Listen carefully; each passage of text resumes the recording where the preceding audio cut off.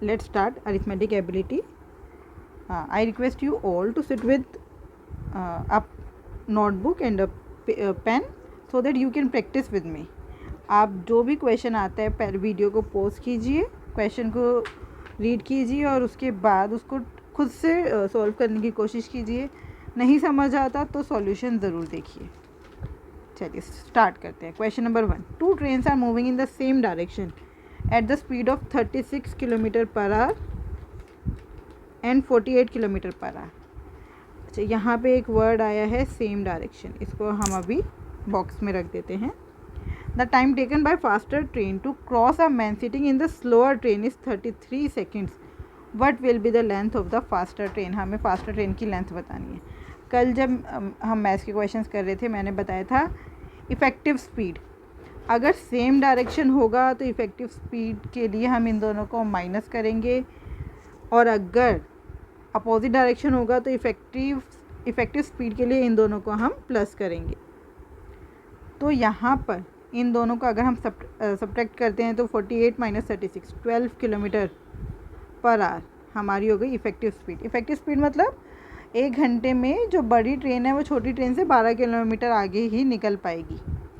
अब यहाँ पे ये 33 सेकेंड है, इसको हम मीटर पर सेकेंड में चेंज कर लेते हैं. हमने जाना था मीटर पर सेकेंड में चेंज करने के लिए 5/18 से मल्टीप्लाई कर देंगे. तो अब ये मीटर पर सेकेंड में चेंज हो जाएगा 5/18 से मल्टीप्लाई करते ही. और क्यों करना है, ये कल की वीडियो में हमने देखा था. किलोमीटर के लिए 1 kilometre is equals to 1000 metre और अपॉन में 3600 सेकेंड्स लिखेंगे. उसको हम लोएस्ट फॉर्म में लिखेंगे तो वो 5/18 ही आएगा. 6 2 = 12, 6 3 = 80, 5 2 = 10/3 मीटर पर सेकेंड. अब ये आ गया हमारी स्पीड. Time is 33. तो डिस्टेंस कितना होता है, स्पीड इंटू टाइम. 10/3 इंटू में 33, 11 10 = 110 मीटर्स. ये हो गई हमारी फास्टर ट्रेन की length. Question number 2. Weight of P and Q are in the ratio 12:10. Q's weight is increased by 25% and total weight of P and Q both increases by 50%. If the total weight becomes 132 kg, then what is the weight of the P after increment? चलिए सबसे पहले तो हमें ये पता होना चाहिए 25% का क्या मतलब होता है. देखिए 25% मतलब 25/100, 25 1 = 25, 25 4 = 100. तो 25% 1/4. इसका क्या मतलब है, अगर कोई चीज़ अगर मैं कह रही हूँ 25% इंक्रीज़ हुआ है, इसका मतलब अगर कोई चीज़ कोई भी वैल्यू 4 थी, इसमें 25% इंक्रीज़ हो गया, मतलब कितना इंक्रीज़ हुआ 1. तो अब वो 25% इंक्रीज़ होकर उसकी वैल्यू कितनी हो जाएगी 5. अब यहाँ पर हम देखते हैं ये है 50%. 50% मतलब 1/2. अगर मैं कहती हूँ इस वैल्यू में 2 में 50% इंक्रीज़ हो गया, तो अब उसकी वैल्यू कितनी हो जाएगी, 2 में 1 ऐड कर देंगे 3 हो जाएगी.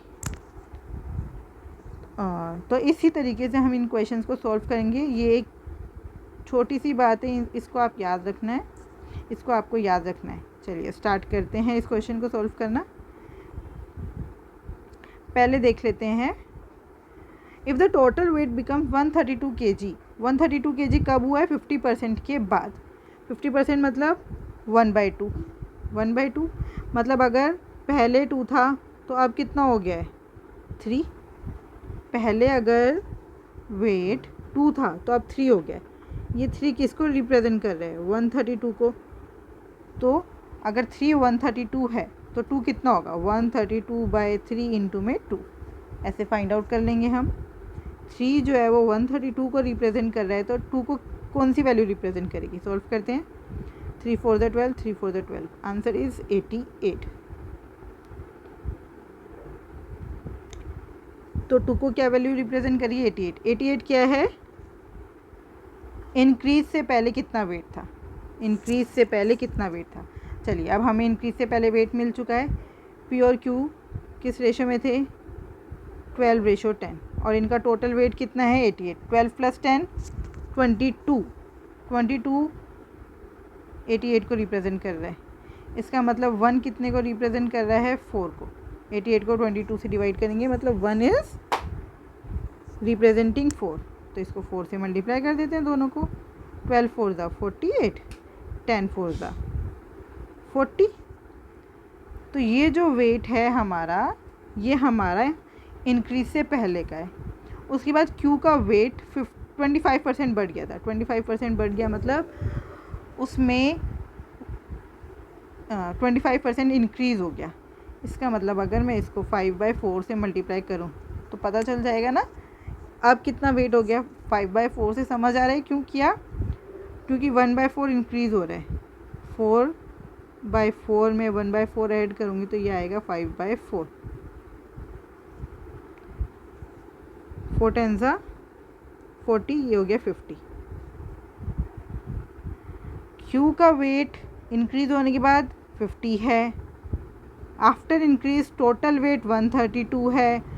तो पी का आफ्टर इंक्रीमेंट कितना है? 132 में से 50 माइनस कर देंगे, answer is 82 kg। I hope ये आपको समझ आया होगा। क्वेश्चन नंबर 2 ये थोड़ा सा अलग है। ऐसे क्वेश्चंस अभी तक हमने जो कल किए थे उनमें नहीं आए थे। अगर फिर भी नहीं समझ आया होगा तो आप कमेंट बॉक्स में मुझे बताइए, मैं इसको दोबारा बता दूँगी। Next question, question number 3।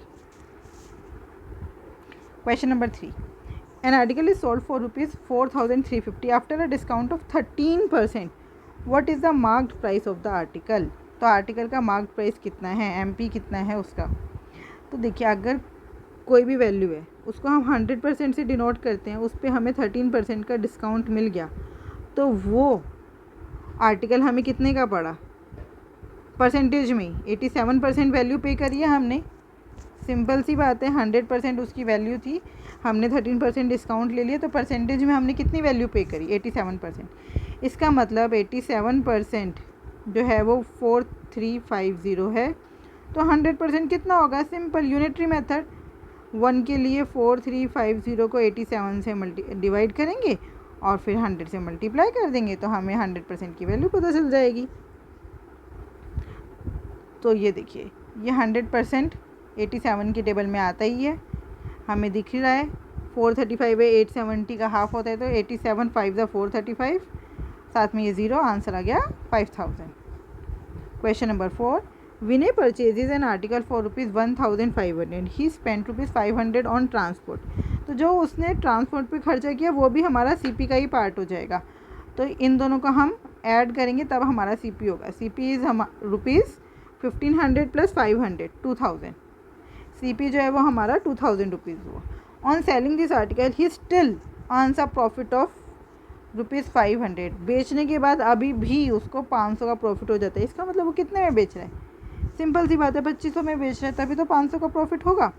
What is the profit percentage? लेकिन जो हम प्रॉफिट परसेंटेज निकालते हैं वो हमेशा CP पे निकालते हैं, ना कि SP पे।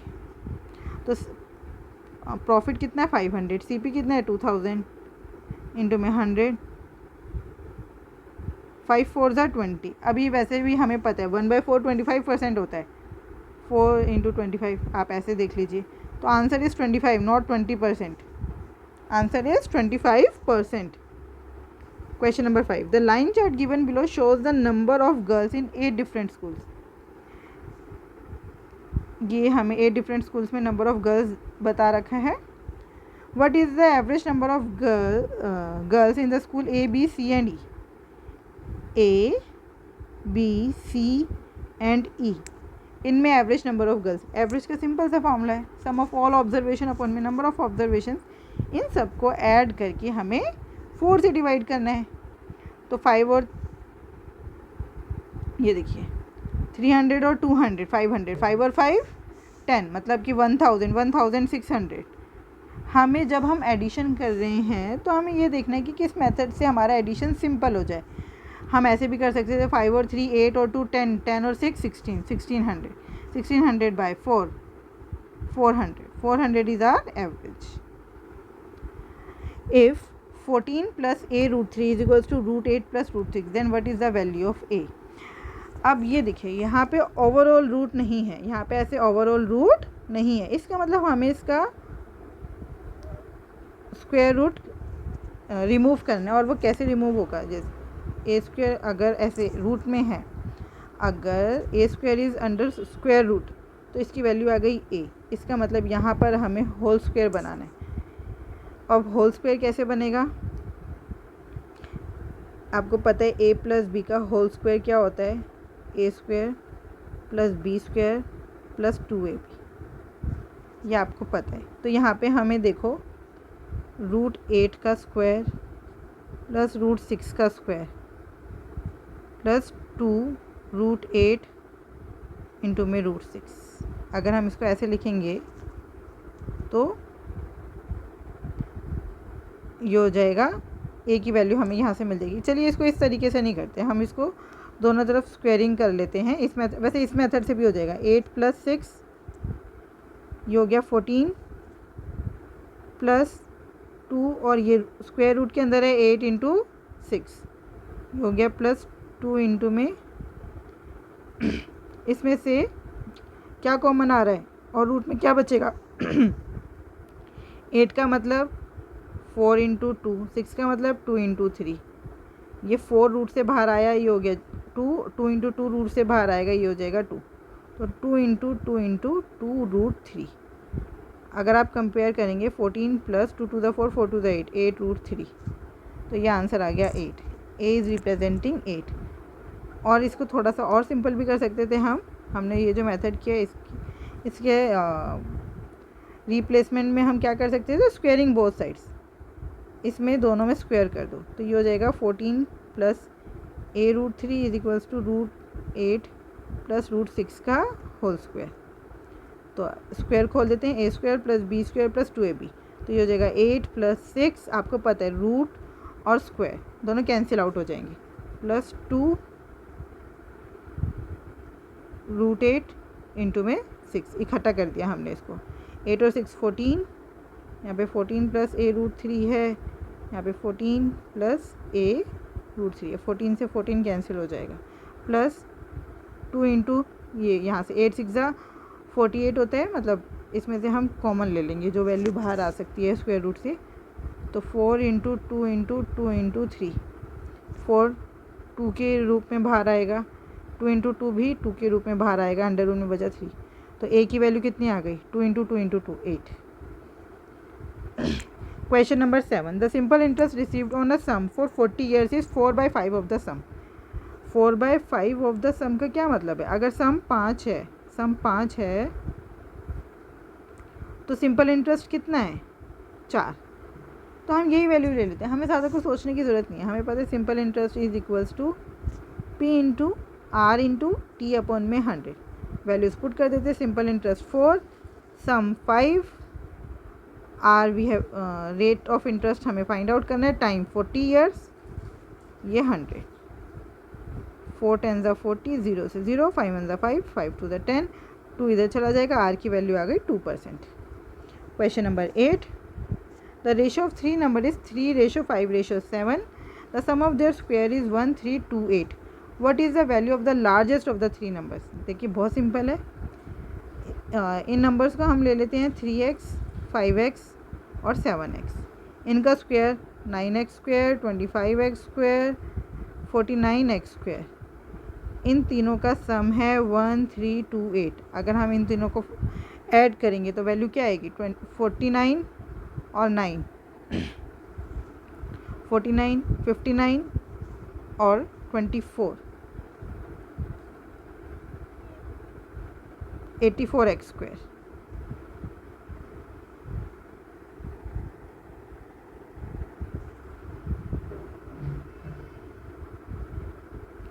सॉरी ये 83x² होगा और ये 1328, 83 इधर डिवाइड में आएगा।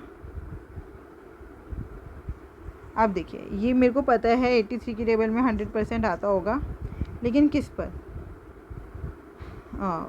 6 के टेबल 6 3 से 18 होता है, तो ये 100% 16 पे ही जाता होगा, नहीं तो आप मल्टीप्लाई करके देखिएगा। 830 से बड़ी वैल्यू है और 3 6 18 होता है, यूनिट डिजिट 8 है, तो मुझे अंदाज़ा हो गया 16 ही होगा। वैसे भी यहाँ पे एक्स स्क्वायर है तो वैल्यू जो है वो ऐसी ही होगी जिसका स्क्वायर निकल सकता है। तो इसको हम एज अ 4 स्क्वायर लिख सकते हैं। तो एक्स की वैल्यू आ गई 4। X is 4, largest number 7x है, 7 4 ज़ा 28। Question number 9, length and breadth of a cuboid are 90 centimetre and 60 centimetre respectively if the volume of the cuboid is 64800 centimetre cube, then what is the height of this cuboid. देखो आपको पता है volume of cuboid is length into breadth into height. तो length और breadth divide में आ जाएंगे। 64800 is equals to length into breadth into height. ये लेंथ और ब्रेड्थ इधर डिवाइड में आ जाएंगे। कितनी वैल्यू है उनकी? 90 इंटू 60। 9 7 63, 9 2 18, 6 12 72 पता है हमें। तो 12 is the answer. Question number 10, देखिए ये आज का हम लास्ट क्वेश्चन करेंगे और बाकी के 10 क्वेश्चंस मैं नेक्स्ट वीडियो में करवाती हूँ। Question number 10, 2 pipes P1 and P2 can fill an empty tank in 6 hours and 8 hours respectively. Pipe P3 can empty that completely filled tank in 16 hours. Firstly, both pipes P1 and P2 are opened out and after 3 hours, मतलब 3 घंटे के लिए P1 and P2 ने काम किया है, फिर P3 को भी ओपन कर दिया। तो टैंक को फिल होने में टोटल कितना टाइम लगेगा? P1 पाइप है, P2 है, P3 है। P1 को फिल करने में कितना टाइम लग रहा है? 6, इसको 8 और इसको मैं -16 लिख रही हूँ। वाई? क्योंकि ये एम्प्टी कर रहा है। तो हम देखो अब इस क्वेश्चन को करने का बहुत 1/6 1/8 करके नहीं करवाऊँगी मैं। इसको समझना है।